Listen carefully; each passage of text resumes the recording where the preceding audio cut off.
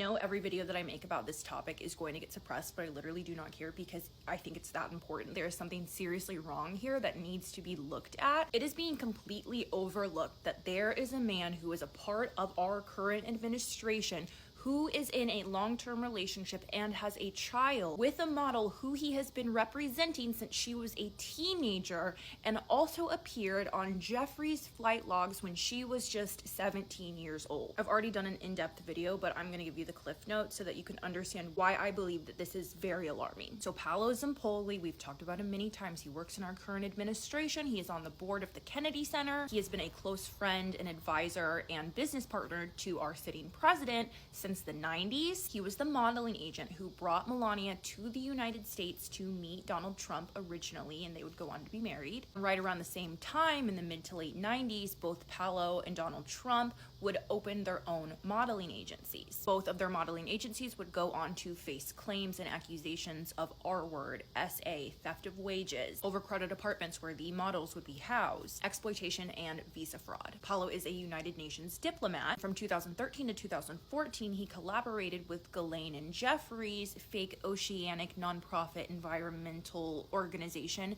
Terramar, which allowed Jeffrey and Ghislaine to make further connections and gain credibility through working with the United Nations. Through his modeling agency, ID Models, he would go on to represent a Brazilian teenager named Amanda Ungaro, and that is the teenager who would appear on Jeffrey's flight logs back in 2002 when she was just 17 years old. Just a few years after Amanda appeared on Jeffrey's flight logs, Paolo would go on to date her, and they would have a child together, and she would go on to also become a United Nations ambassador. And they have been together romantically for nearly 20 years, minus a brief moment in 2018 when they did break up. Amanda tried to leave Paolo in 2018 during Trump's first term, but Paolo called in some favors and had her flagged through immigration so that she could not return to her home country with her son. And Paolo also refused to pay her any kind of child support if she were to leave him. After this, they rekindled their relationship despite repeated allegations of infidelity and SA that Paolo has engaged in while in their relationship. Most recently, in June of 2025, just a couple months back, right around the time when the files became a topic of conversation again, Amanda was arrested in Miami alongside a Brazilian doctor, and they were arrested for illegally operating a medical facility, grand theft, organized scheme to defraud, and illegally acquiring prescription medications to give their patients, as they were allegedly offering invasive cosmetic procedures without any kind of licensing. When she was arrested, Amanda was placed on an immigration hold and set to be deported, and that is the last thing that we have heard about Amanda Ungaro, the longtime partner of someone who is sitting in this current administration, longtime friends with the president, who appeared on Jeffrey's flight logs back in 2002, is just being deported. And the day after Amanda was taken into custody,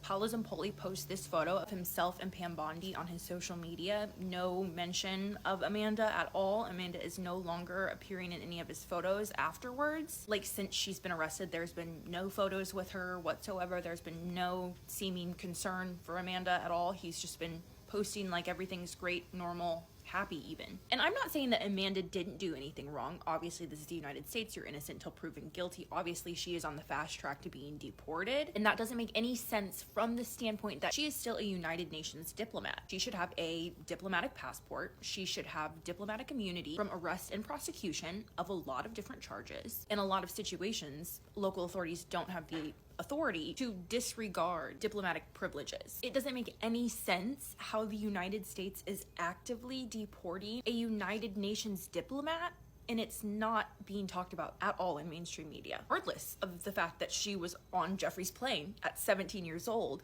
went on to have a child with the agent who is supposed to be representing her, who's 15 years her senior. Like, putting that aside because that's extremely relevant, but the fact that they're trying to deport a United Nations diplomat makes no sense at all. It doesn't make even a little bit of sense. I really hope that everyone is beginning to see the correlation between Donald Trump's modeling agency, Paolo Zampoli's modeling agency, John Casablancas' modeling agency, Jean-Luc Brunel's modeling agency, and how all of those men were friends of Jeffrey and they all happily gave Jeffree access to the droves of young girls and women that they had virtual ownership of. And we know for a fact that all of these men had very similar business models when it came to running modeling agencies. We know for a fact that one of the main ways that these men stacked their modeling agencies was via selling dreams to vulnerable young girls and young women, then illegally bringing them from overseas to the United States, where these young girls and young women would work for them. They would live in housing that they provided for them, which was typically overcrowded and run down. And these men would take up to 80% of these girls' wages,